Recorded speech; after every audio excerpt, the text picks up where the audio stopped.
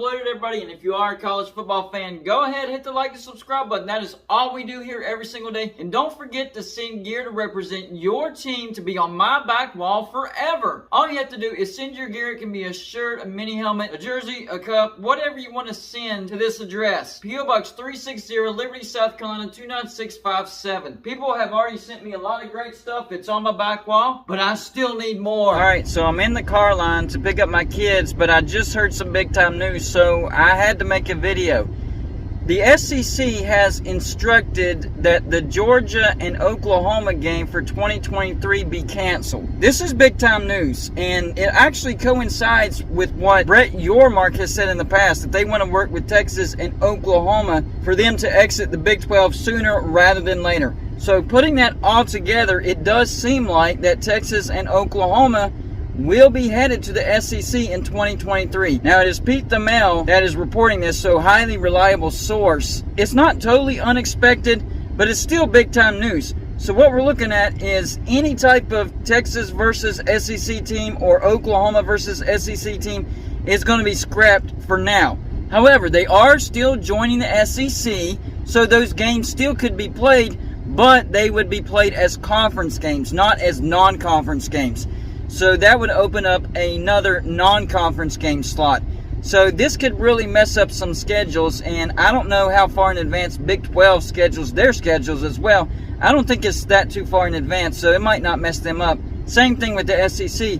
But the bottom line is all this points to Oklahoma and Texas leaving the Big 12 and joining the SEC in 2023. Now, I don't know what type of negotiation or buyout the Big 12 has worked out with Oklahoma or Texas. I'm still waiting on news for that as well. I'm sure there's still some type of significant buyout for that.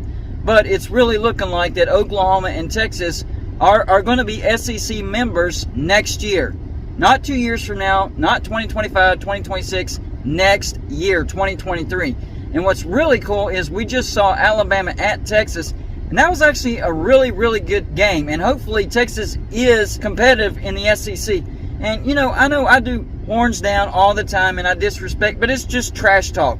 I think Texas being good is actually good for college football. So hopefully Texas does get it back together and they do well this year. Now, the only thing is, last year they played a great game against Oklahoma, but ended up losing that. Honestly, they should have won that game, and it ended up beating them over and over and over. They went on a 5-game losing streak. Hopefully that doesn't happen to Texas this year. I don't think they're going to go on any type of 5-game losing streak, but it could beat them again, maybe 2 times in a row. I don't know. As long as they don't let that happen, Texas should actually have a great year. However, I do not agree with the AP Top 25 people ranking Texas number 21 after a loss. Yes, I get it. Number 1, Alabama took them to the wire. They only won by 1, but it is still a loss. You cannot go from unranked to ranked after a loss. Now, if they go on next week and beat UTSA, then that's okay for me to rank Texas after that, because then you can put in close loss to Alabama and then a win. That's a ranked Texas. So that's the only thing that I disagree with on as far as the AP poll when it comes to Texas. Shouldn't rank a team after a loss. That's kind of stupid if you ask me. But we'll see how Texas does this season. Hopefully they get it back together, and hopefully they're competitive in the SEC. Now, for Oklahoma, not really worried about Oklahoma. They've been playing at a high level for quite some time over the past decade in the Big 12. I think they should transition pretty easily when it comes to SEC. I mean, it's going to be tougher, no doubt about that. But I think it's going to be an easier transition for Oklahoma than it is Texas, going by what we've seen over the past decade. But you never know. Texas might be back, like they like to say. They did play Alabama close. We'll see how the rest of the season goes. And we'll see how good Oklahoma is as well, because now they don't have a couple more years or a few more years to prepare for the SEC. The SEC is coming next year. They are going to the SEC in 2023. And honestly, I think that's the biggest reason why Texas fired Tom Herman and brought in Steve Sarkisian. I don't see any real reason why they fired Tom Herman. I thought he was doing pretty good. Had a 10-win season, slight step back to 8-5 the year after, and then 7-3 in the COVID year. But they were really one play away from going to the Big 12 championship. From what I understand, the boosters and Tom Herman didn't get along. But man, he was having success.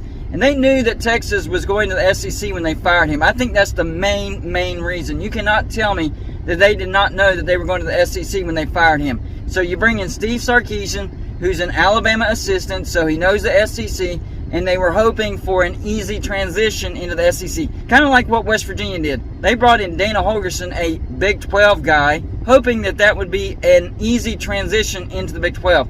That backfired on West Virginia. I think that's one of the worst hires of all time. We'll see if the same thing happens to Texas. Last year, looks like that could be the case, 5-7.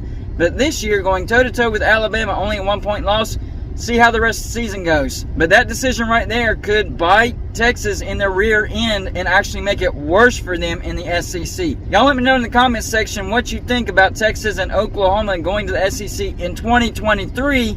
And who do you think will have more success in the SEC long term? Texas or Oklahoma? That's all I got for you for this show. Like and subscribe if you haven't already.